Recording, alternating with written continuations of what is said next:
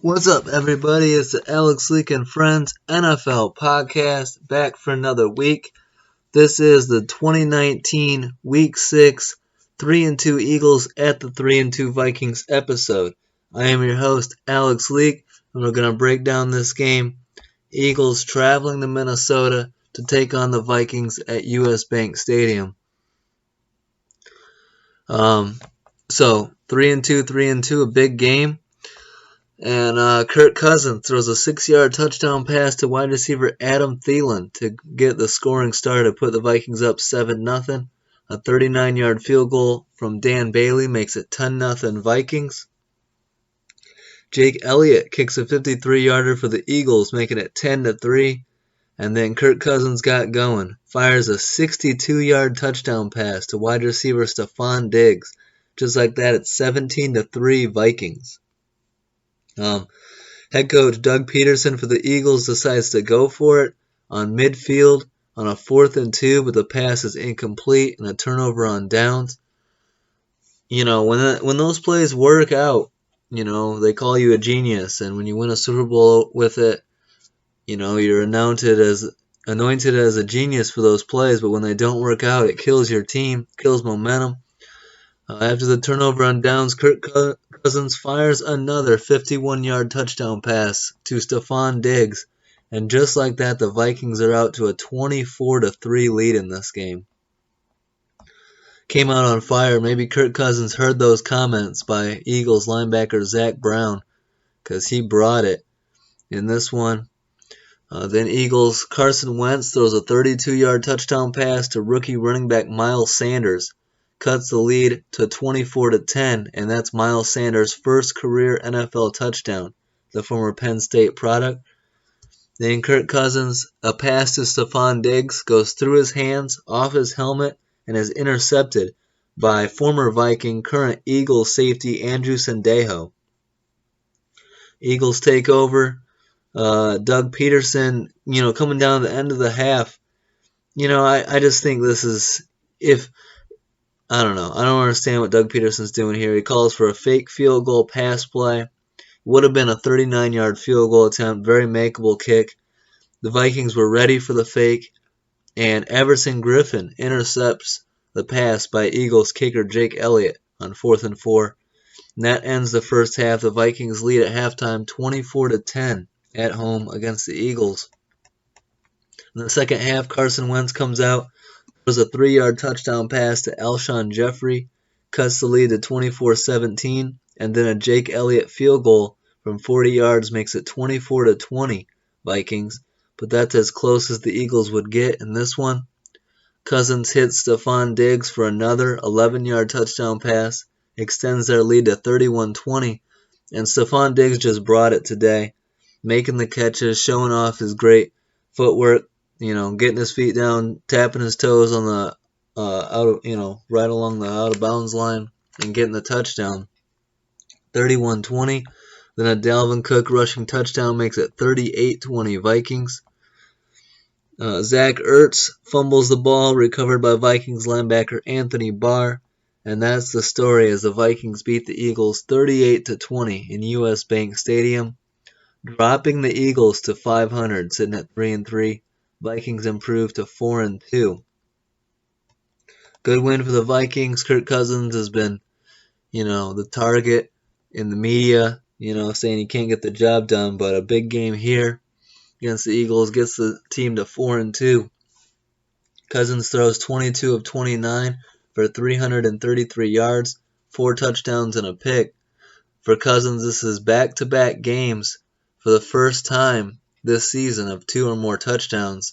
Seems to be getting hot at the right moment. We'll see if he can keep it going next week.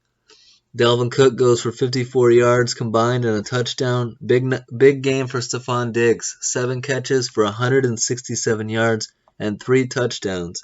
He's the 4th Viking with 150 or more receiving yards and 3 touchdowns in a game. So only 4 Vikings have done that. That puts Diggs in rare company. Adam Thielen, 6 catches for 57 yards and a touchdown. Dan Bailey kicks 1 of 1 on field goals and 5 of 5 on extra points. And the Vikings defense still getting it done. as they've allowed less than 25 points in 12 straight games, longest active streak. This is why the Vikings are dangerous, because if Kirk Cousins get going and that defense keeps playing and Dalvin Cook can still be dangerous, there's enough weapons where this Vikings team, there's no excuse why they shouldn't be, contending in the division, getting to the playoffs, and making some noise in the playoffs. So we'll see if they can get it going. I think the Vikings and Kirk Cousins' biggest problem is consistency. For the Eagles stats, Carson Wentz goes 26 of 40 for 306 yards, 2 touchdowns and a pick. Rookie running back Miles Sanders combines for 92 yards and a touchdown. Wide receiver Alshon Jeffrey, 10 catches for 76 yards and a touchdown. And kicker Jake Elliott goes 2 for 2 on field goals and 2 for 2 on extra points. Tough loss for the Eagles. They fall to 3-3. And a big game for the Eagles coming up in Dallas, in Jerry World on Sunday Night Football. The 3-3 Eagles at the 3-3 Cowboys. All eyes will be on that in Week 7. This game coming up against the Cowboys seems to have a lot of weight on it. The winner puts themselves in the driver's seat to win the division. The loser, it's going to be a lot more difficult. So, big game on Sunday Night Football. We'll see if the Eagles can get rid of their bad loss here and bounce back and get a big win on the road on Sunday night. But, tough loss in Minnesota. And the Vikings improved to 4-2 and will go to Ford Field to take on the 2-1 Lions. Lions find themselves, after a hot start at 2-1, find themselves sitting at 500 with a good Vikings team coming to town. So it'll be interesting to see how the Lions handle it. If the Lions drop that and fall to 2-3, that's going to be 3 straight losses for Detroit and have them pretty worried. So Vikings, big win here. Maybe fixing the offensive issues that have plagued this team, and maybe at the right time. If they can go into Ford Field, get a big win against the Lions and be sitting at 5-2, they'll be right there battling for the top of the North. Eagles Cowboys, that's the top of the division, 3-3. So the winner will be sitting a lot better. So big games coming up. Do I trust either of these teams long term? I mean, both teams are playoff teams in my opinion. They can get in there, they can make some noise. If they get hot at the right time, they can go to the Super Bowl. It's just about things lining up and playing your best football at the right time. Being 3-3 in October, you can live with that if you get going in November and December. Ideally, you want to be playing your best football come January, and you want to be in the playoffs December and January. So we'll see what happens. Still a lot of football left to be played, but a big win for the Vikings at home against the Eagles, and we'll see if they can keep that momentum going in Week 7 at the Lions. Thank you guys for checking out the episode. Don't forget to like, subscribe, and leave a comment. Let's get those subscriptions up.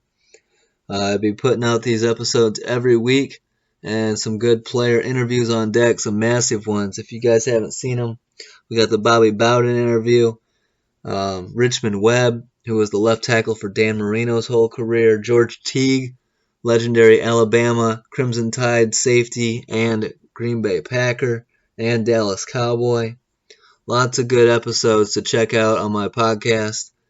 And then some big potential upcoming episodes or interviews as well. So stay tuned. I hope you guys enjoyed this episode, and have a great week, guys. Peace out.